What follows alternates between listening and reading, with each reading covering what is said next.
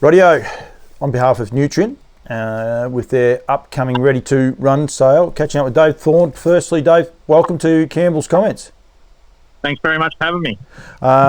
You've got a couple of horses in this draft. It's only a small draft, but how have you found the experience so far? Yeah, no, all good. I've been going through the owner. He's been letting me know everything that we've got to do. So, we ran them up the other day, and hopefully they can go for good money. Yeah, it's an interesting sale. People will turn around and say, "Oh, the numbers are small, probably not worth doing," and all the rest. It doesn't matter because it's online. You're able to do your run-ups. You've done yours at Menangle. People are able to see it. It's a new world. It's a way we live, and it's a great way of being able to, I suppose, move horses on, and people can see them. They can buy them, and in a couple of months they'll be able to race them. Yeah, that's exactly right. You know, they're not far off the 2-year-olds starting to race now. So, they're yearlings, but be 2-year-olds soon. So. Yeah, they're up and ready to go, and people looking for a young horse that's ready to race. They don't want to wait 12 or 18 months. This is the perfect option. Yep, absolutely, and they'll be going through. You've got two lots, and two very interesting and intriguing lots actually. Especially when you look at them. I'm going to throw the video up of lot number 1, which is the Tintin in America at a Lettuce Grin. Now, Lettuce Grin, she sent one through last year, and that horse is already 2 for 2, but it's called Lettuce Trot for obvious reasons. Yeah, that's right. Ricky Atchin broke it in, and it wouldn't pace at all. So one day they just took it out there, and it's away it went trotting. So it's a really good trotter actually. It is. He's had 2 starts for 2 wins. He's a great, from as far as Nutrien, they're a new player in the field, and to have a couple of positive stories like that straight up, they're the first graduates that have been able to race, and I think there's been 4 or 5 out of that sale, last year's sale already that have raced. Lettuce Grin, she's had the 3 foals, 2 winners. She's a nice mare by Grin from ear to ear, and the Tintin in Americas are very well received over here, aren't they? People are very keen to get them. Yeah, they've done a really good job over here. So, he's New South Wales bred, and he's done a really good job, Tintin in America. He's the first one I've had, but I'm really impressed by this colt. Yeah, he is indeed. Yeah, I was impressed by him too. 31.9 down the back, just nice and steady, and then he zips home here in about a 28 flat. Got a lovely action, got a lovely natural racing style about him, hadn't he? Yeah, he looks like a racehorse. He's a beautiful colt.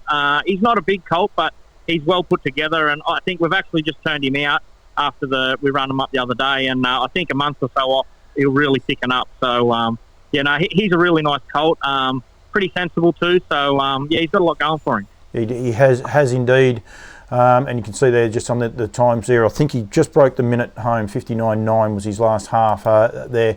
Now, I'm going to, before I flick on to the next video, I'm just going to tell people, when you go to Google this horse, make sure you type her name in properly, because it'll throw a curveball up for you. Don't put a space in pink. So the mare's name is Pretty in Pink, but the second name is all one word. So, because if you type up the other one, the breeding's nothing special. I knew this mare from when she raced down here, Pretty in Pink, and she was a high-class mare. I think she won 15 races and $103,000 herself. But she's had 12 to the races, 11 winners, man-to-man, hit and giggle, and psychedelic, all over $150,000 in stake money. I mean, she's a quality producing mare, and she's got a nice filly here by Yankee Rockstar. Yeah, that's right. She's a little bit probably slower learner than the colt. She's a little bit behind him. She's not 100% gated up yet.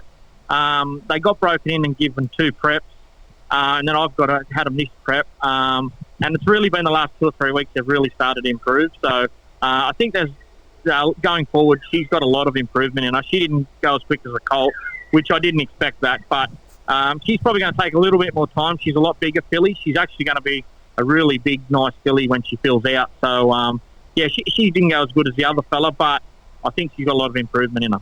Yankee Rocks, it's his first season. This will be his first season. He's a beautifully bred horse himself. Very, very well performed horse. Probably not noted as a get up and go 2-year-old. He was a great cups horse. I think he won 3 or 4 cups himself.